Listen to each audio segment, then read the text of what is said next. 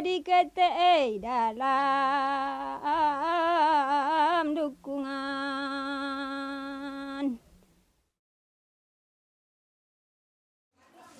Buai buai, nak umak ko nak buai, laba buai. Tidu nak babuai sayang, tidu babuai nak dibuayan.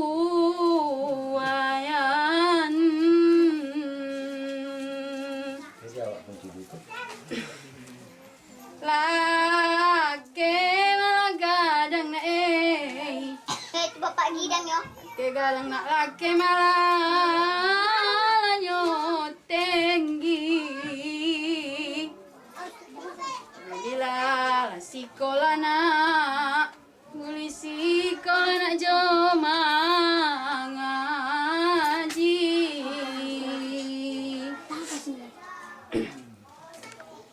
Ayun nak tajak Melayun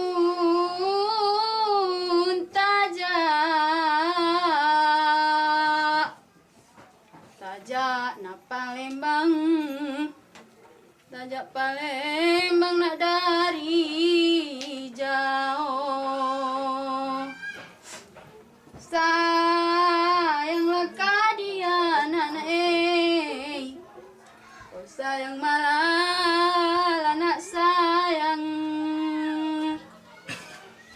Anak kau satimbang nak, anak satimbang lah jongon nyawa. Komunitas di dua desa berdekatan, yakni Teluk Nibung dan Haloban di Kepulauan Banyak, lepas pantai barat Aceh, Sumatera, masih mempraktekkan tradisi buai atau membuai dengan dendang khusus untuk menidurkan anak. Anak terbuai tenang dalam ayunan kain sederhana yang digantung ke langit-langit rumah. Beriring nyanyian ibu-ibu Melayu yang berlirik khas dengan logat tutur seni berbahasa Jamu Melayu. Urang Pulo, yang berarti orang pulau, mengeja nama mereka dengan cara Melayu. Mungkin karena banyak pedagang dan nelayan Melayu telah menetap di sepanjang pantai barat Sumatera Utara dan Aceh hingga berabad-abad lamanya. But first, could you start, Tengku Ari, by telling us where exactly the Banyak Archipelago is located? Okay, alright, about the area. Kepulauan Banyak or Banyak Archipelagos is located at the South Aceh, but offshore and part of the Singkil Regency of Aceh Province. And Kepulauan Banyak consists of two sub-districts, one sub-district with 3 villages and one sub-district 4 villages. So our focus on lullaby is actually look at the villages. One is Teluk Nibung in the Pulau Banyak sub-district, and then Haloban is Pulau Banyak Barat sub-district. So maybe you can add some more. Yeah, well, probably just an additional note is that Kepulauan Banyak consists of multilingual, multi-ethnic group, multi-linguistic group, which is very diverse. So they speak at least 5 or 6 languages actually on this archipelago, and the one that we studied, the lullaby that we studied is the lullaby that is chanted in Jamu language, which is the local, which seems to be the local lingua franca of the islands. They have many languages, but the local lingua franca is this Jamu language. Terletak di seberang pantai barat Sumatera, Kepulauan Banyak merupakan bagian dari Kabupaten Aceh Singkil, Provinsi Aceh.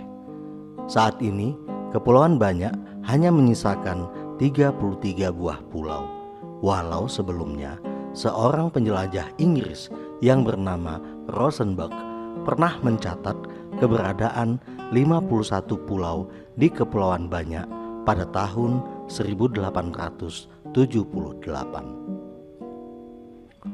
Namun menurut kepercayaan orang Pulo, Kepulauan Banyak sebenarnya terdiri dari 99 pulau.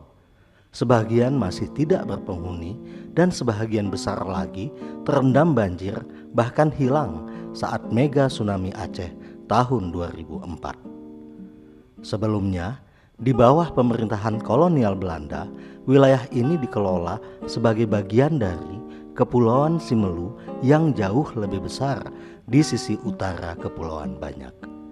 Hingga akhirnya tahun 1999, Kepulauan Banyak dan juga Kepulauan Simelu menjadi bagian dari Kabupaten Aceh Selatan, Provinsi Aceh, Indonesia. Komunitas orang Pulo yang tinggal di 3 pulau, Pulau Balai, Pulau Ujung Batu, dan Pulau Tuangku, tersebar di 7 desa dalam 2 kecamatan di 2 wilayah pemukiman adat. Sebagian penduduknya adalah nelayan dan sebagian lainnya adalah petani yang bekerja di kebun-kebun kecil.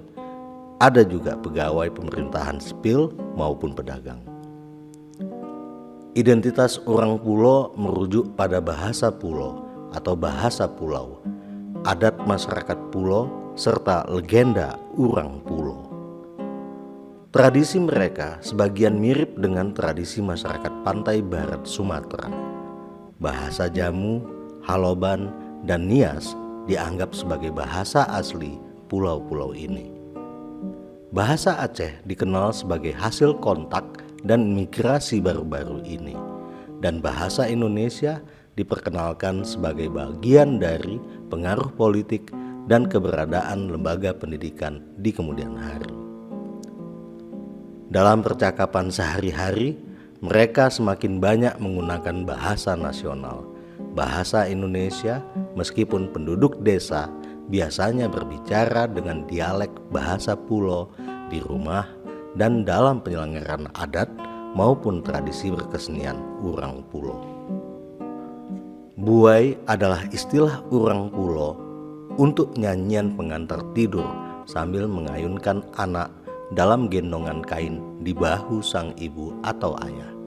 Sedangkan buai dalam bahasa Melayu secara harfiah berarti bergoyang dalam lantunan syair dan irama khas yang disebut dendang. Makna syair yang didendangkan adalah ungkapan harapan, doa, serta nasihat kepada anak. Ada kalanya juga merupakan isi hati dan pengalaman sang ibu secara spontan saat membuaikan anak. Buai, buai, naik, gadi, buai, buai. Kegadang sayang gak nyoko ala bati gae nang banana nak gadi amboko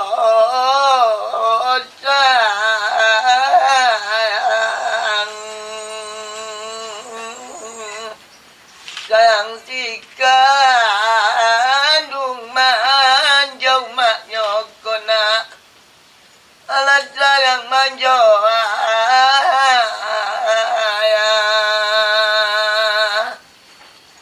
mau manina adi di kampung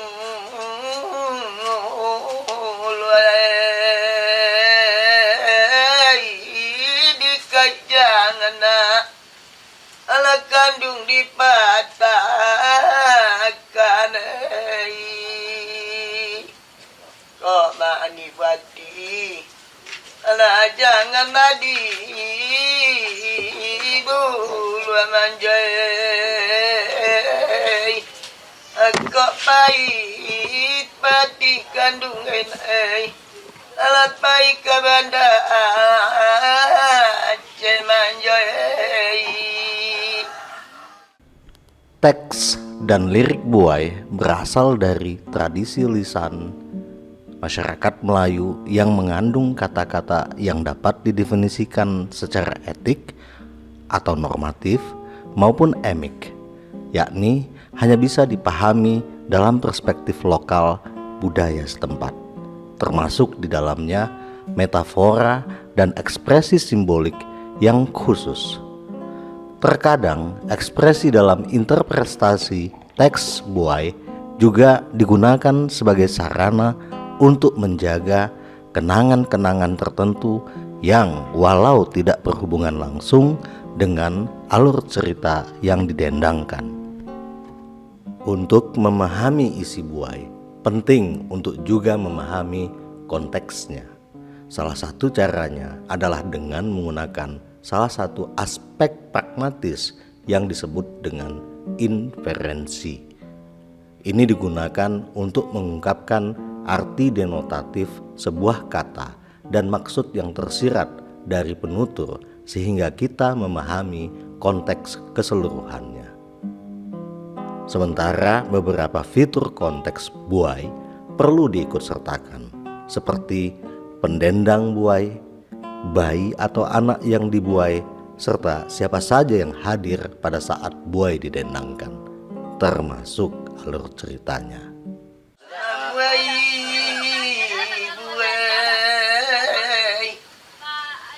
buai gadis manja umanya, ketidur sayang bola ke kau gadang naik panalang mak aslamkan di kandung asam lagalu utika asam manjar yang larian menangi mai di pintuku bulan nasi kita mengenal badan tidaklah sembayang. Keterhubungan bunyi, dialek, dan bahasa di Sumatera pernah diteorikan oleh etnomusikolog Margaret Joy Kartomi yang mengatakan bahwa gugusan pulau-pulau yang membentuk Kepulauan Banyak adalah hunian masyarakat Jame atau Jamu, yang juga merupakan bagian dari masyarakat Pasisi atau masyarakat Melayu Sumando. Semua mendiami hampir seluruh wilayah pesisir dan kepulauan pantai barat Sumatera, mulai dari Calang, Aceh, hingga Krui di Lampung. Banyak ya. And so, Tunku Ari, you're looking at the music of the lullabies in this particular area in the Kepulauan Banyak. What you studied two in particular? You had two case studies in particular that you spoke about. What were your conclusions in looking at the lullaby from a ethnomusicology point of view? Well, actually the buai is one particular item of the whole bunch of my study from my PhD, the Malay music culture of Orang Pulo in Kepulauan Banyak. So buai, one of the particular musical practice informally among 5 category of the musical practice that they have. What make this buai is special, familiar in terms of the melody or rhythmic, or the second buai, more familiar. But the first buai is preserve the in quote originality of their musical practice called Sikambang, which is related to the musical art in the whole west coast of Sumatra. So related to the language, Jamu actually came from both Minangkabau and west coast of Sumatra Island. What they have in Pulau Banyak in terms of musical culture is actually preserve what right now is survived, even lost in west coast of Sumatra Island. So the lullabies are a way, they function to preserve a tradition, local tradition, Yes. Preserve the memory and history and the local language, as you said in your paper, and it's also a way of expressing common belief and the tradition, and a way of expressing emotion and hope, and also prayers. And another thing, actually, what I call musical idiom. Is that Yeah. that So is you're preserving the traditional Yes. music idiom, yeah. Yeah, musical idiom. Yeah. Yeah. I think that Bue is the earliest musical idiom that you heard from, from When you were born. When you were born, and I think that's the very first introduction to the musical elements of your own culture. I think that is very important. Yeah. And that's why we put that question: how fragile this buai actually.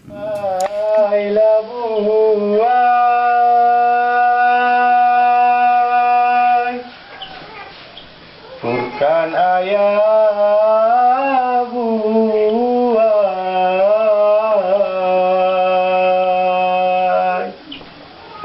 tidurlah babuai,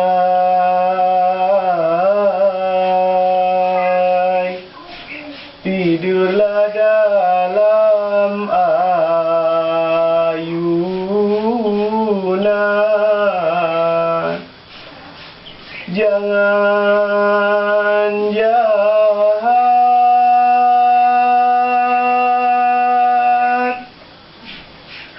anak ayah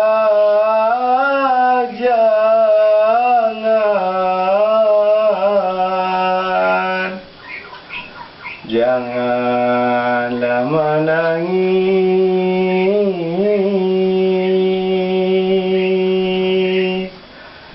si anak kandung ayah.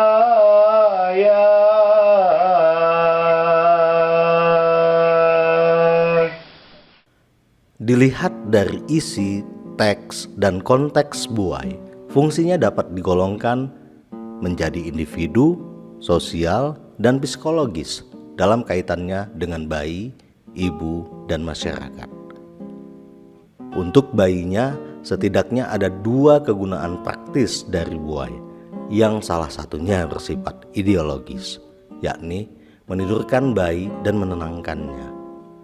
Buai ini mengenalkan bahasa sekaligus idiom musik lokal.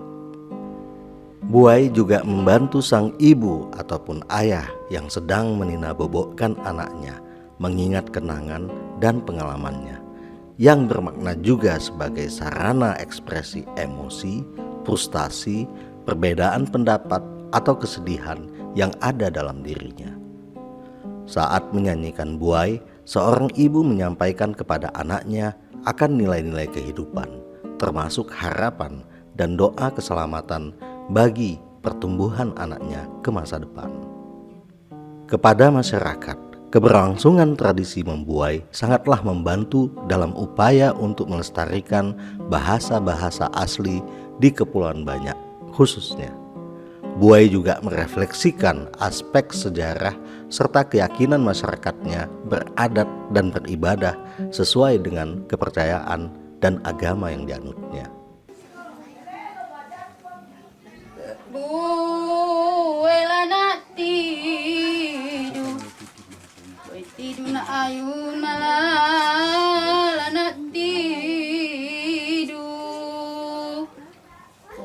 Mak lah ayun kan sayang, mak ayun nak dalam labuayan.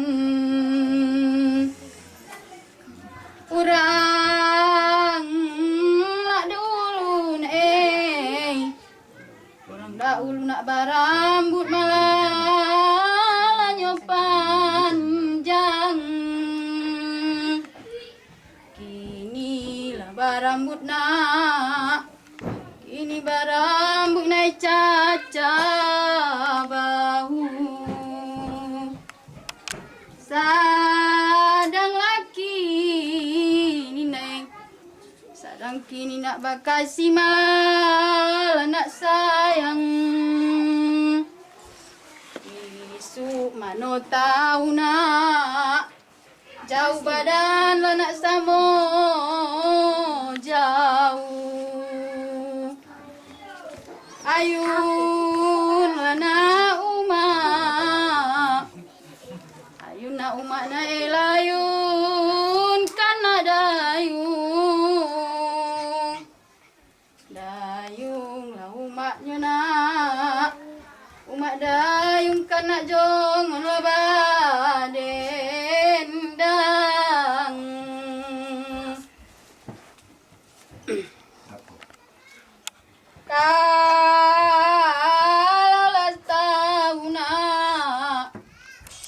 Kalau tahu nak elah bakain panjang.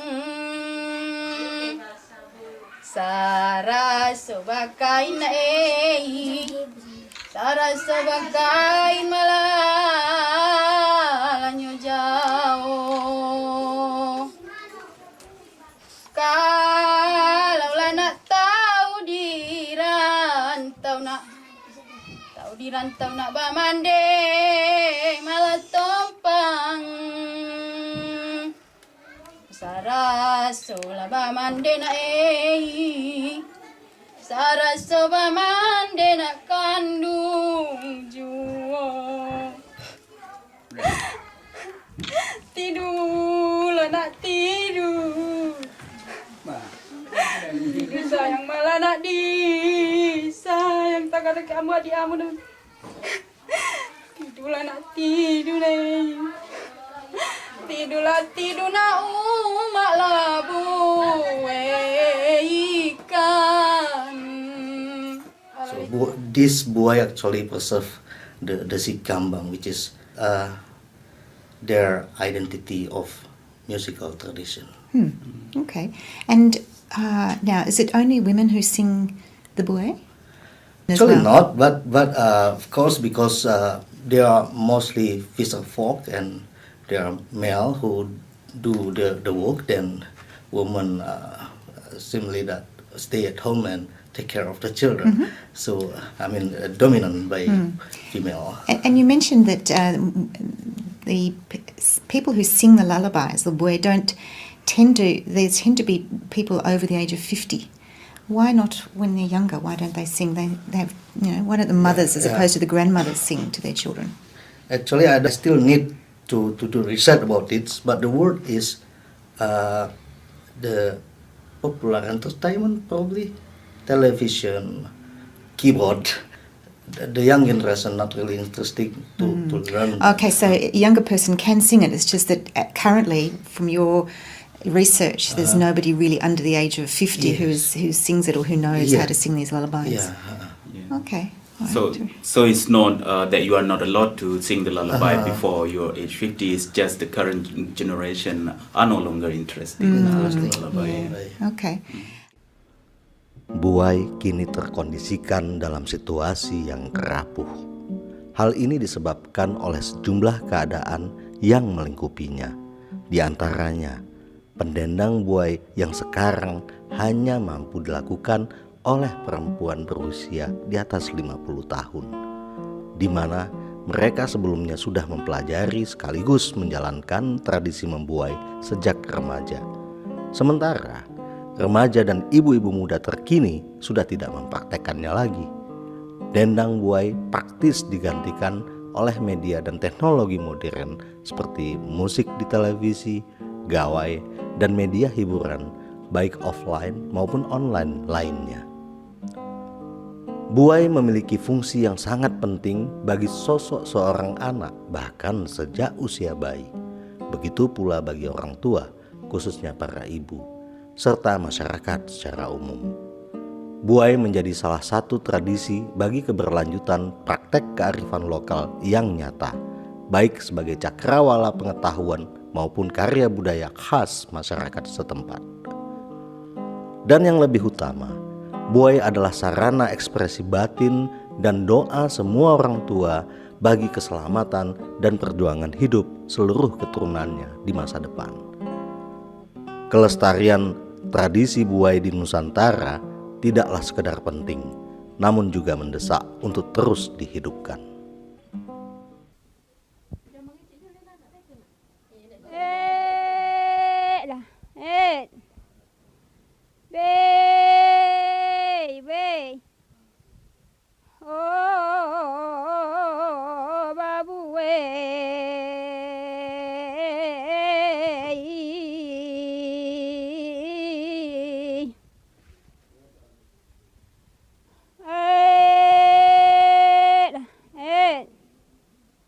Dalam embuayan babuai sayang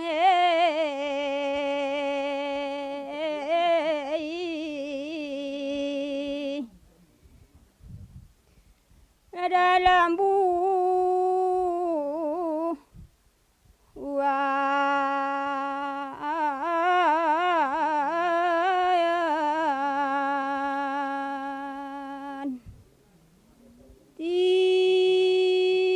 tidukan orang tu nak babuai la dalam